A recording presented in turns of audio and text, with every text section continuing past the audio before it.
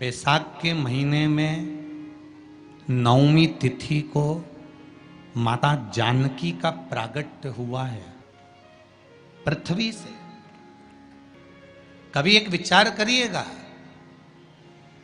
कि नरसिंह अवतार बैसाख के महीने में हुआ, कुर्मा अवतार बैसाख के महीने में हुआ, हयग्रीव अवतार बैसाख के महीने में हुआ, परशुराम अवतार बैसाख के महीने में हुआ, माता जानकी का अवतार बैसाख के महीने में हुआ। आखिर बैसाख के महीने में, माधव महीने में इतनी महत्वता क्यों? बैसाख के महीने में पड़ने वाली एकादशी, चतुर्थी, प्रदोष, अमावस्या, पूर्णिमा, शिवरात्रि, ये सभी इतनी महत्वपूर्ण क्यों हो जाती है?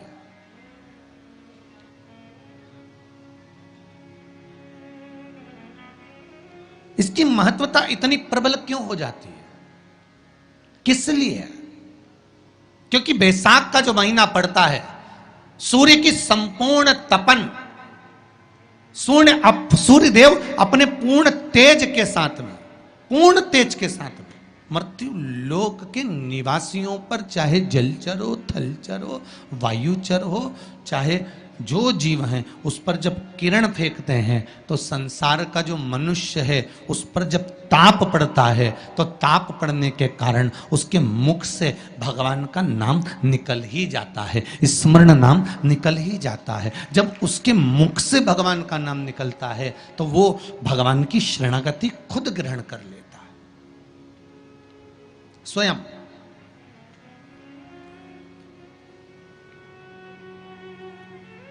शरणागति ग्रहण कर लेना। बैसाख की पोथी पढ़ते हो आप लोग? आप में से अगर कोई पढ़ता हो बैसाख महीने की पोथी, तो उसमें एक वर्णन आता है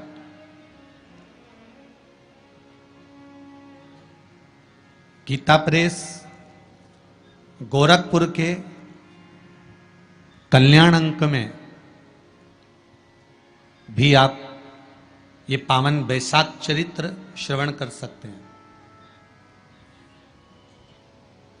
उसमें बैसाख महीने की पोथी में 10वें दिवस की कथा में 10वें अध्याय में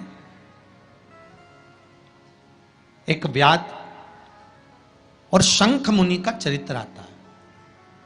शंख मुनि एक बार निकलकर भगवान शंकर के मंदिर में जल समर्पित करने के लिए जा रहे थे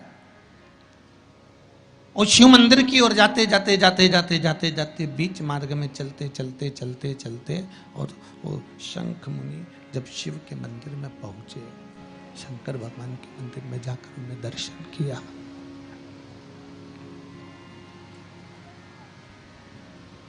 जल का पात्र उठाया और वो जल का पात्र उठाकर जब भगवान शिव को समर्पित कर रहे थे तो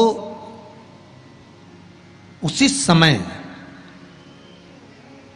जल का पात्र उठाकर जब शंकर भगवान को समर्पित करा गया और शंख मुनि निकलकर जब बाहर आ रहे थे, आते आते शंख मुनि के मन में एक भाव उत्पन्न हो गया कि जब हम भगवान शिव को कुछ वस्तु समर्पित करते हैं तो उसका फल, उसका पुण्य फल हमें कितने समय में प्राप्त होता है। ये शंख मुनि के मन में एक विचार जागृत हो गया, शंख मुनि के मन में एक भाव जागृत हो गया।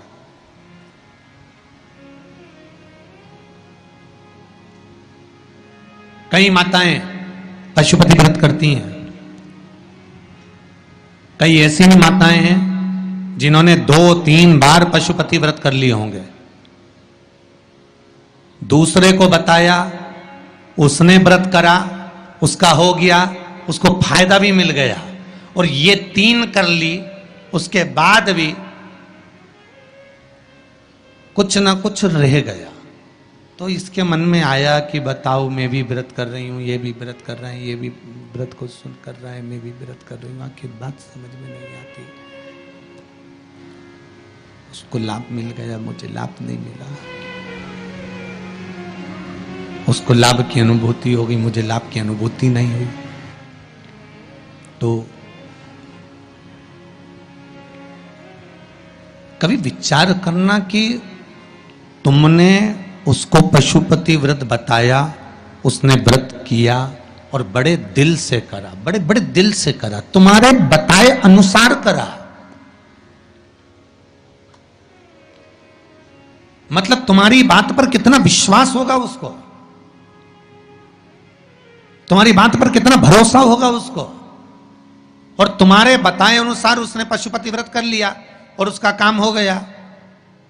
और तुम 2 बार 3 बार 4 बार 5 बार कर चुकी तो भी नहीं हुआ, उसका कारण क्या हो सकता?